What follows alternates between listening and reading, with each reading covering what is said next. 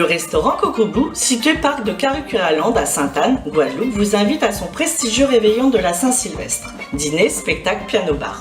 Ambiance et animation assurée. Important, possibilité d'hébergement sur place.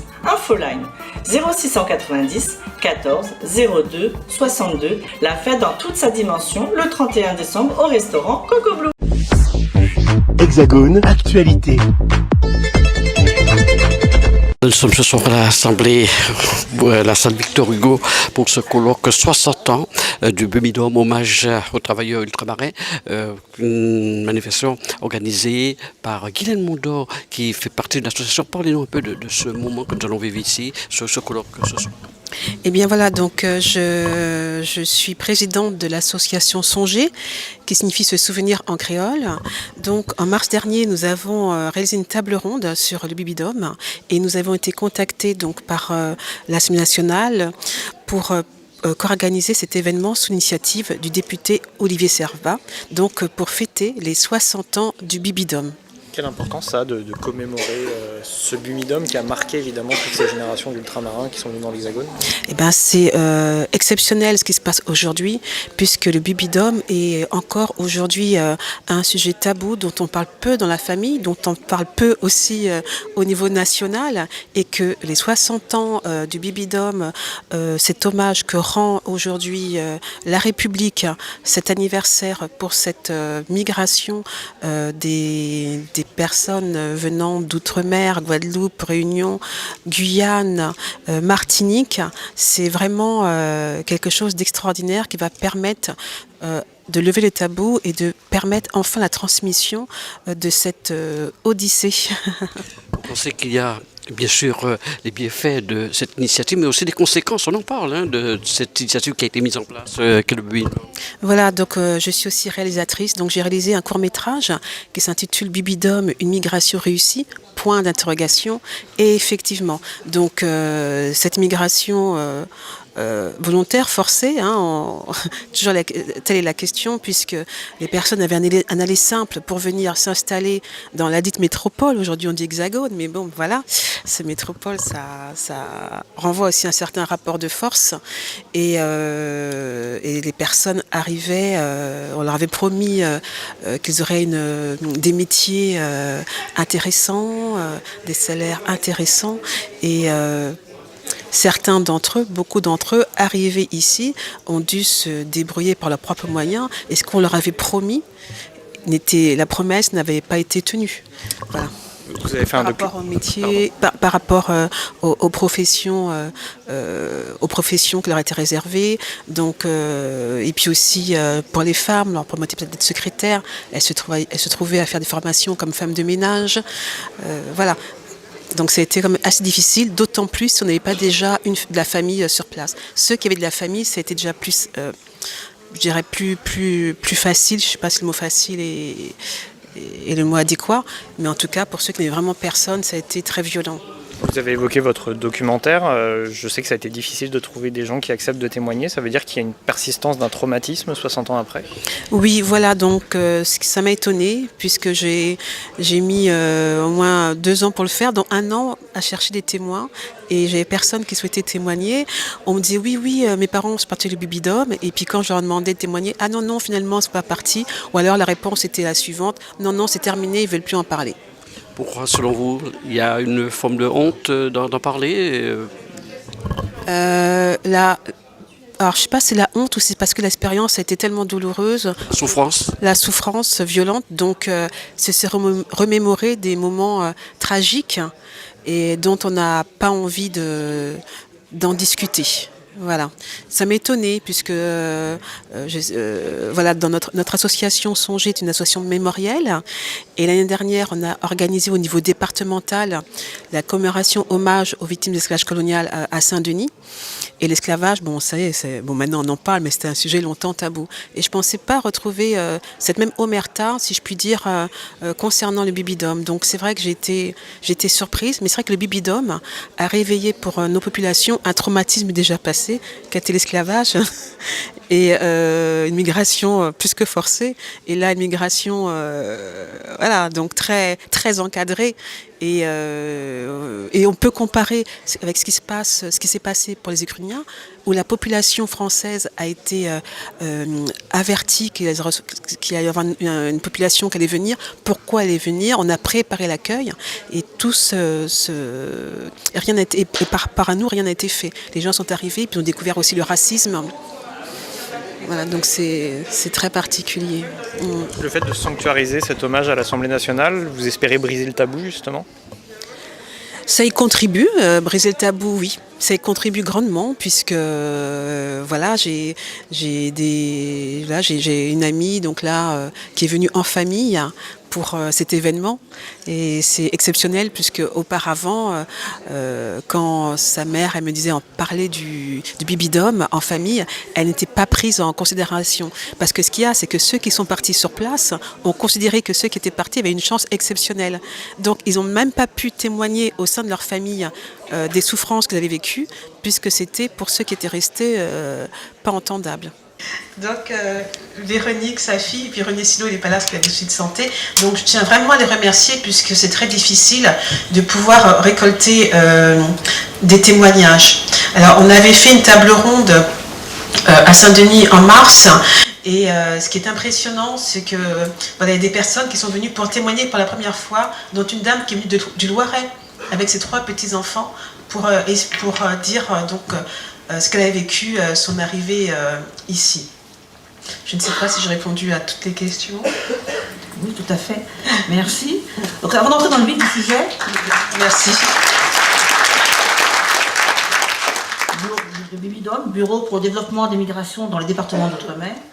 Nous devons d'abord évoquer la situation de l'Hexagone à cette époque, c'est l'époque de l'après-guerre. En France, enfin en métropole, c'est la croissance, la pleine croissance, mais par contre, à contrario, aux Antilles et à la Réunion, on souffre d'une grave crise économique et sociale. N'est-ce pas, Sylvain Pathieu? Bonjour. Oui, en effet, c'est-à-dire que si on veut bien comprendre l'histoire du Bibidome, il faut même remonter jusqu'à la départementalisation. Parce que qu'est-ce qui se passe après la Deuxième Guerre mondiale?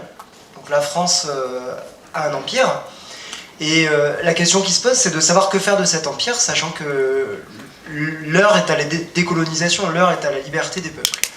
Et en même temps, à peu près que la loi de départementalisation, il y a une loi qui est votée à l'Assemblée nationale, qui est la Lamine-Gay, qui donne en fait la citoyenneté à toutes les personnes de l'Empire français, même ceux qui auparavant étaient considérés comme des sujets et qui n'étaient pas des citoyens.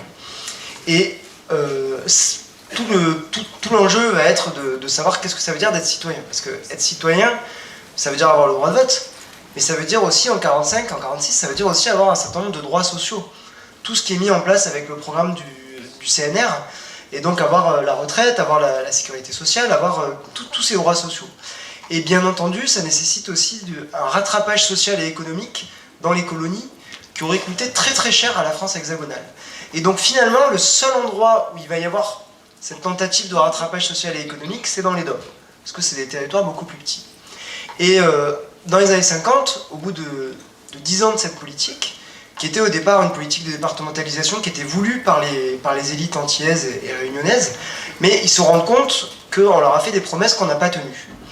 Et ces moments où il y a une crise, notamment de l'industrie sucrière, mais il y a une crise sociale, une crise économique, il y a des émeutes à Fort-de-France en 1959, et c'est le moment où les gaullistes reviennent au pouvoir. Et donc, quand ils reviennent au pouvoir, ils ont une politique d'État fort, avec à la fois une politique sociale et une politique répressive. Il y a un peu les deux côtés, un peu la carotte et le bâton, si vous voulez.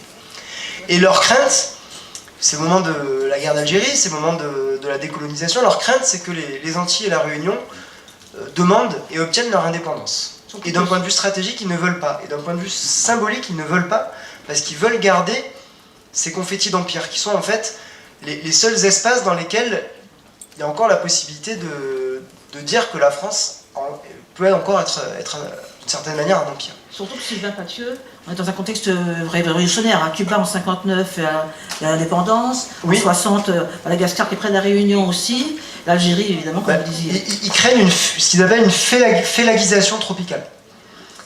Donc le terme est parlant. Et donc en fait, ils vont réfléchir comment on fait pour résoudre cette crise sociale, économique, cette crise politique qu'il y a dans les Antilles et à La Réunion. Et la réponse, elle est purement technocratique et elle est purement démographique. C'est une politique de dépeuplement. C'est l'idée de dire, il faut régler les problèmes économiques, il faut régler les problèmes sociaux, mais on ne pourra pas le faire tout de suite. La seule chose qu'on peut faire tout de suite, c'est faire migrer les gens. Et faire migrer la jeunesse, parce que c'est la jeunesse qui les inquiétait particulièrement. Et ils n'avaient pas envie de se retrouver comme à Cuba, ou de se retrouver comme en Algérie. Donc ils se sont dit, voilà, on va faire migrer la jeunesse. Et donc c'est vrai qu'il y avait aussi des besoins de main-d'œuvre en France hexagonale. Quel est le profil justement de ces migrants? Quel est le profil? Alors, les gens qui partent avec le Bumidum, il y a des gens qui partent avec le Bumidum qui auraient pu partir sans le Bumidum et qui vont profiter un peu de cette opportunité de partir avec le Bumidum. Et il y a des personnes qui vont avoir des parcours de réussite sociale dans l'Hexagone, et heureusement. Mais le cœur de cible vraiment du Bumidum, c'est de faire partir des gens des milieux populaires qui autrement ne seraient pas partis, parce qu'ils n'avaient pas les moyens économiques de le faire, ou qui seraient partis mais dans de très mauvaises conditions. Et donc ils essayent de faire partir ces gens-là, ils essayent de leur donner une formation, donc il y a quand même un côté social aussi dans le Bumidum, mais l'objectif est avant tout de les faire partir. Et dans les années 70, il y a quand même 10 000 personnes chaque année qui partent, et en tout à peu près 200 000 personnes qui partent des DOM. C'est vraiment des proportions très fortes compte tenu de la population qui vit dans les DOM à cette époque-là. Et donc le calcul c'est celui-là, c'est de dire on va faire partir ces gens, on va leur promettre une ascension sociale, on va leur promettre une vie meilleure. Et c'était pas très difficile parce que les conditions sociales elles étaient très difficiles dans les DOM. Donc voilà, proposer quelque chose d'un peu mieux c'était possible. Mais c'est une migration spécifique pour une population spécifique, mais on va jamais le dire explicitement. On va dire c'est des citoyens français comme les autres, mais on les fait migrer pas comme les autres. Et ça c'est quelque chose qui est une particularité. Et ce qui va se passer pour une partie de ces populations, c'est qu'en effet, il y en a qui vont se retrouver dans des conditions très difficiles. C'est une migration aussi où il y a un tiers de femmes. Ça, c'est important, parce que souvent, quand on imagine les migrations, on imagine surtout des hommes qui partent. Là, il y a un tiers de femmes, et puis il y a des gens qui partent dans le cadre d'une migration de travail, et aussi beaucoup de gens qui se retrouvent dans le cadre d'une migration de regroupement familial. Enfin, la deuxième partie, dans les années 70. Voilà, dans les années 70 notamment. Et Jeannot Vulbeau, la mission du Bumidum en général, c'était quoi, l'émission? Alors, bonsoir à toutes et tous, vous m'entendez? Oui, alors les missions du Bumidum, comme l'a dit Sylvain, c'est vraiment une machine technocratique qui, chaque année, doit faire migrer des gens, doit les déplacer. Et donc, le Bumidum va surtout aider à faciliter le voyage, donc va surtout payer les billets soit d'avion, soit de bateau. Elle va également faciliter l'accès à la formation. Elle va créer des centres de formation dans les années 60, notamment par exemple un centre de formation pour femmes, le centre de Crouy-sur-Ourcq, avec plutôt l'idée de les destiner à des métiers ménagers ou de maîtresse de maison. Et par ailleurs, du coup, le Bumidum aide parfois à trouver un logement, mais il faut savoir que c'est une institution qui n'a pas non plus des capacités énormes. Elle aide surtout pour la migration, mais elle aide assez peu pour trouver un logement, ce qui fait que notamment les migrants ont été confrontés à un marché du logement difficile, souvent raciste, qui leur a refusé l'accès au logement. Et on trouve notamment dans les archives du Bumidum, le Bumidum qui se plaint notamment que ces migrants, entre guillemets, ne trouvent pas de logement, n'aient pas accès à du logement. Ils étaient plutôt vers Île-de-France, Marseille, dans quelle région? Alors c'est ça qui est intéressant, c'est que dès le début, le Bumidum a comme idée qu'ils vont dispatcher les migrants sur l'ensemble de la France. Mais en fait, c'est là qu'on voit que c'est une institution qui n'est pas non plus si puissante que ça, puisque en fait, la plupart des Antillais vont rester en Île-de-France, vont aller là où il y a leur famille, là où ils ont des amis, des contacts et la possibilité d'être bien. Et les Réunionnais vont aller plutôt dans le sud, mais vont finalement pas tout à fait respecter ce que voulait le Bumidum à l'origine de répartition sur tout le territoire. Alors justement, on a vu donc à travers ce témoignage beaucoup où c'est des exils ou des réussites, plus ou moins. Par exemple, Véronique, tu peux nous expliquer un petit peu ce que ta maman a ressenti? Bonsoir. Donc effectivement, c'est un ressenti, je pense, de déracinement, de détachement. Et finalement, cette distanciation, elle a été à la fois géographique, mais également familiale et forcément avec des répercussions psychiques, des fragilités qui ont traversé les années, ont traversé les décennies, puisqu'on parle d'une venue le 7 septembre 1976. Et effectivement, en tant qu'enfant évoluant ici, né ici, on finit par essayer de comprendre ce puzzle de souffrance qui intervient surtout sur les mêmes périodes, dont cette période de fin d'année, c'est-à-dire ne pas faire les fêtes en famille, être dans cet éloignement également d'écriture, puisque de toute façon on sait que les nouvelles arriveront un mois plus tard. Et le souvenir que j'ai en fait de contact de notre mère, c'était forcément cette fameuse carte téléphonique à puce. Et on avait une cabine téléphonique en bas de la maison. Et donc c'était vraiment ce rituel de parole, ce rituel d'échange.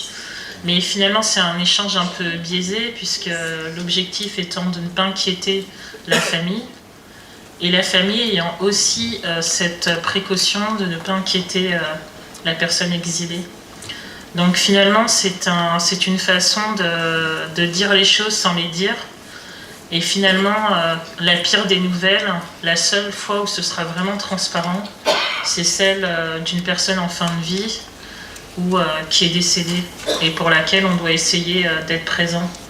Parce que la culpabilité, elle est là, bien qu'il s'agissait d'une démarche d'insertion, si je peux dire. Mais cette insertion, c'est un peu comme une greffe.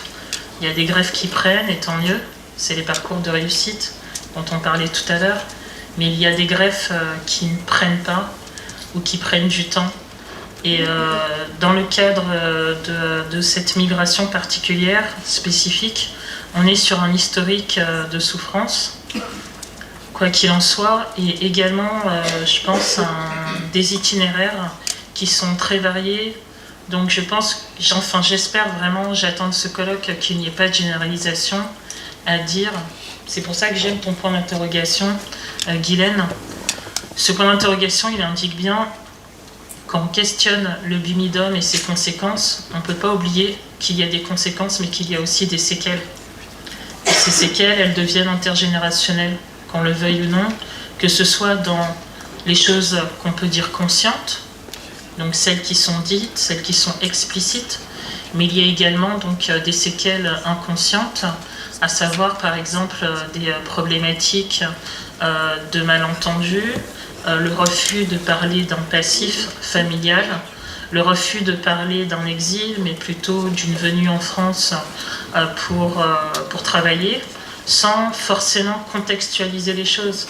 Mais les choses, si on les contextualise, on peut réaliser que ces jeunes qui sont venus d'outre-mer avaient surtout quelque chose dans leur petite valisette. C'était un peu d'espoir. Et cet espoir, certains ont réussi à le concrétiser, à le vivre et à s'épanouir. Et d'autres se sont perdus en route avec cette peur. Je pense que toutes les personnes exilées, quelles que soient leurs origines, partagent. Je ne peux pas me permettre de faire un retour dans l'échec. Quand on vous écoute, on se rend compte que jusqu'à maintenant, c'est encore très douloureux. En fait, pour dire la vérité, j'appréhendais beaucoup la réaction de notre mère dans le cadre de cette diffusion. Et j'apprécie vraiment qu'elle ait de chaque côté d'elle deux personnes qui la soutiennent. Donc mon petit frère, Frédéric. Donc j'apprécie parce que c'est aussi une part de nous qui a été diffusée. Et puis Olivier Servin, encore une fois, parce que vous apportez au Bumidum une forme de légitimité dans les mémoires d'exil, dans les parcours migratoires qui parcourent la France. Et surtout ne pas oublier ceux qui sont partis, ceux qui ont disparu et ceux qui sont encore parmi nous. Et on ne peut pas se permettre de faire des hommages quand les personnes ont disparu. On a le droit aussi de leur rendre hommage quand ils sont encore parmi nous.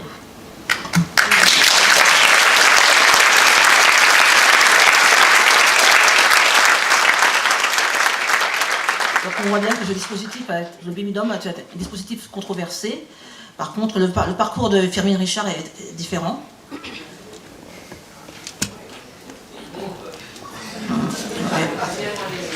Oui, avec reste pas, voilà. C'est avec le recul que je me suis rendu compte que finalement ma mère aussi a profité du Institut de l'âge, a profité du système du BIMIDOM. Parce que ma mère, effectivement, travaillait en Guadeloupe comme docker, elle faisait le ménage de la douane et elle faisait le ménage du receveur des douanes. Le receveur des douanes, M. Karim, quand il est parti à la retraite, a proposé à ma mère de venir en France, lui disant, moi, il savait qu'elle travaillait dur, mais si vous voulez graser là, je peux vous faire venir en France. Et vous pouvez travailler pour nous éventuellement et puis trouver votre voie. Et ma mère, effectivement, en fait, après je me suis rendu compte que le gars, il avait fait juste un dossier BIMIDOM, c'était en 65, ma mère est partie en 65, le BIMIDOM a été créé en 63, il a fait un dossier BIMIDOM pour ma mère, donc ma mère avait un travail, avait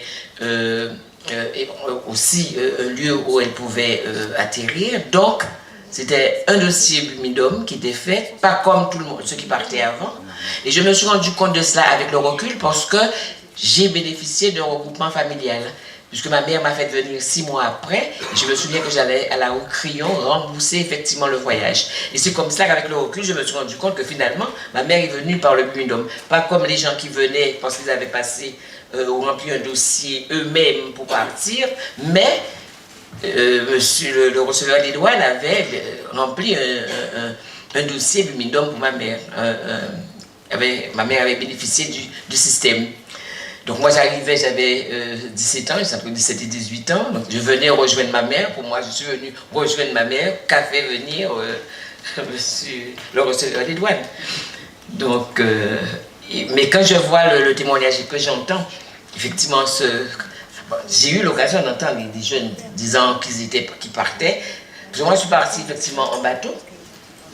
C'est le dernier voyage de ces grands paquebots là, moi je suis venu par le Flandre, c'était très agréable. Il y avait beaucoup de jeunes justement qui venaient, puisque le bateau venait de la Martinique, passait par la Guadeloupe, et on arrivait au Havre. Il y avait beaucoup de jeunes qui venaient travailler ici. Il y avait beaucoup de jeunes martiniquais qui venaient travailler au PTT, qui avaient passé un concours et qui disaient qu'ils allaient travailler au PTT.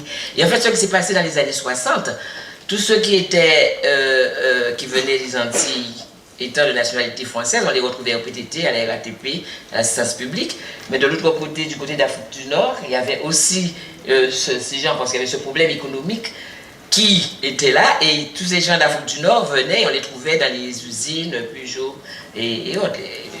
L'Afrique du Nord ou l'Afrique noire, c'était effectivement, on les trouvait, et beaucoup d'éboueurs qui venaient de ces côtés-là. Donc, le côté économique est très important. Et ce qui est important sur ce que vous disiez, c'est que, effectivement, c'était l'époque des indépendances. Et c'est pourquoi, en 1067, nous avons été réprimés aussi fortement.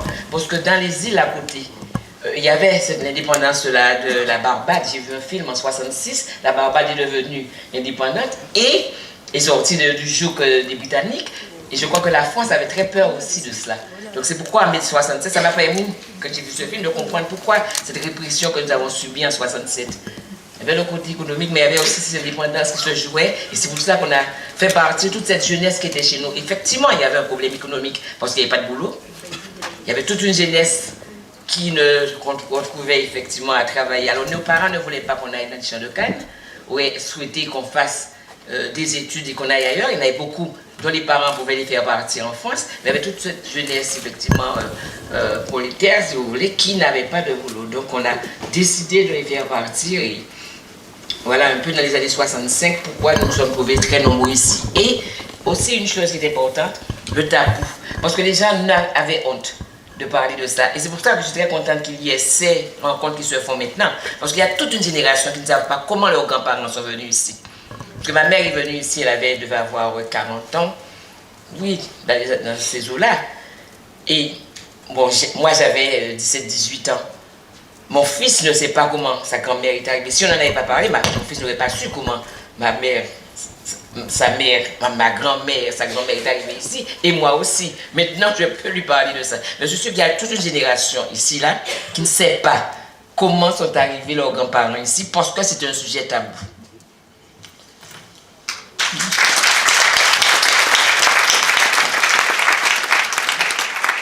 Merci Frémie, vous avez souligné le regroupement familial, les conditions, et aussi le racisme, s'il n'y a pas tué, parce qu'en fait c'est ça aussi. Hein.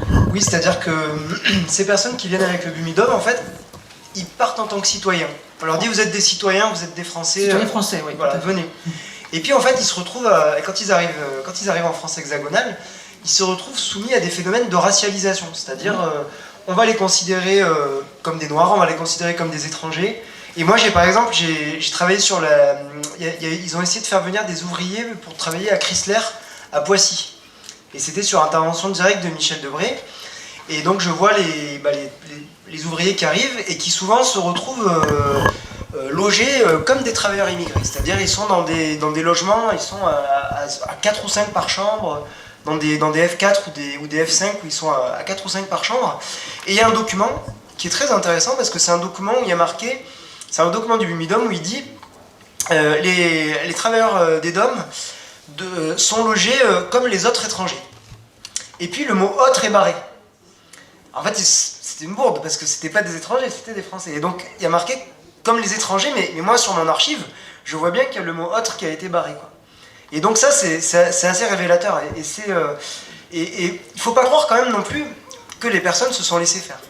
C'est-à-dire que, justement, ces migrants du Bumidum, ils étaient d'une certaine manière soumis au Bumidum, mais en tant que citoyens, quand ils arrivaient en France hexagonale, ils avaient des droits. On ne pouvait pas les contraindre à n'importe quoi. Et il y en a beaucoup qui ont fait usage de cette part de liberté qu'ils avaient, et notamment des femmes qui étaient à Cruy-sur-Ourcq et qui partaient, parce qu'elles ne voulaient pas devenir domestiques, donc elles quittaient. Des personnes qui se faisaient prêter de l'argent par le Bumidum pour un logement ou des choses comme ça, et qui ne remboursaient pas, par exemple. Et il y avait un peu comme ça des ruses. Voilà, quand on est quelqu'un des milieux populaires et qu'on se retrouve confronté à une institution, bah des fois on ruse, on fait comme on peut. Et donc, voilà, ils ont fait usage de tout ça. Je voulais juste vous lire une phrase d'un ouvrier de Chrysler, justement, qui se retrouve, on lui dit vous allez être embauché comme ouvrier qualifié chez Chrysler, et en fait il se retrouve au S. Et donc il écrit au ministre, il écrit à Michel Debré, il est ouvrier, il écrit, il s'appelle Aimé Agapé, moi je l'ai trouvé dans les archives. Devant cette façon de faire, mes camarades et moi-même avons décidé de déposer notre démission et de retourner dans notre île pour certains d'entre nous, et pour les autres, d'essayer de trouver un autre emploi correspondant à notre qualification. Voilà.